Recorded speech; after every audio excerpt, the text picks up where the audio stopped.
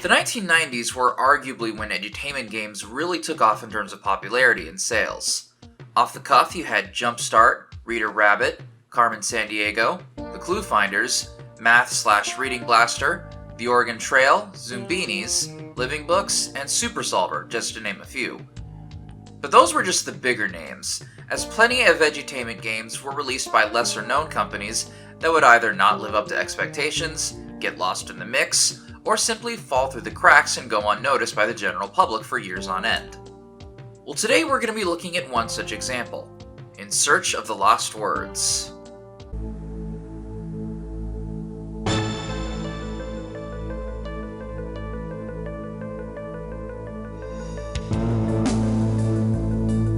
In Search of the Lost Words was released in 1996 and was developed by Flag Tower, a company who mainly developed interactive documentaries released for personal computers. While Alfred Watkins was content to think of lays as straight roadways linking important places, many modern researchers have claimed that they are actually lines of Earth energy which our ancestors were fully aware of, and indeed the claims go further. Not only were early civilizations aware of this energy, but their rituals and ceremonies were designed to activate and use the flows of power across and through the Earth, in the same way that a modern-day acupuncturist manipulates the energy in the human body.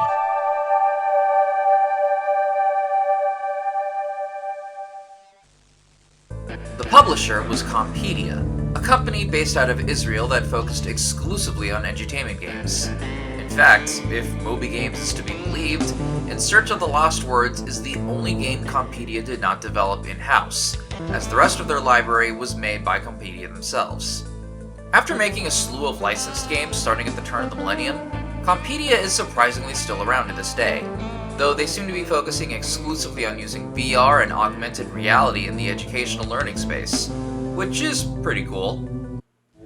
In Search of the Lost Words opens up with an introductory cutscene, explaining what's to come. 3,000 years ago, a magic egg fell from the vast reaches of space and landed on Earth. Inside the egg is a blue creature that, when hatched, plans on bringing peace throughout the world. However, the egg falls into the hands of the evil King Pondos, who uses the egg for his own nefarious purposes and brings upon death and destruction wherever he goes. Near the end of his life, he instructs his trusted sorcerer to construct a temple on the nearby Butterfly Island where his body would be laid to rest, so when the time comes, he can be resurrected by a spell to continue his reign of terror. Several years later, the egg has taken up residence in the basement of the player character. With King Pondos soon to revive, the egg hatches, revealing the blue creature, who is ready to make the journey to Butterfly Island and stop King Pondos from returning from the grave. The game is split up into 10 different levels, represented by the areas you'll be traveling through. In each level, you'll need to find words that fit within the story of the creature's journey to Butterfly Island, so you can progress to the next one. You do this mostly by clicking on various hotspots in each area to see if that particular word is needed to complete each chapter of the story. If it does, that word will appear in your word bank on the right side of the screen. If it doesn't, then nothing happens after the animation plays out. Each chapter also contains one or more mini-games that, when completed, will give you more words. You start out in the basement of your house, but you slowly make the trek outside, past the village and into the forest, where you find a secret passage into King Pondos' castle. There, you navigate through the sorcerer's study, past the castle treasure room, and out behind the castle, where you can catch a boat, which leads you to Butterfly Island. After completing a series of multiple-choice questions about the story, the blue creature sprinkles a powder made with ingredients on Butterfly Island to break the spell and prevent him from returning. With King Pondos defeated, the creature runs off in celebration as the game ends. Now, if you're wondering why I sped through the game like that, well, there's a good reason. If you know what you're doing and know where all the locations of the words are, you can beat this game in under an hour. In fact, there is a speedrunner out there who beat the game in a little under 38 minutes. Note how I said, if you know what you're doing? Because this game doesn't exactly hold your hand. After the opening cutscene, you're just kinda dumped into the basement with little to no indication on what to do. Now, the first few levels are relatively easy. The basement, kitchen, and living room areas are all relatively simple screens, with most of the words needed being recognizably out in the open. The village area outside the house is when the game starts getting a bit more complicated. Not only is there multiple screens, there are certain words that are a bit tougher to find. For example, this bell tower actually houses 2 words.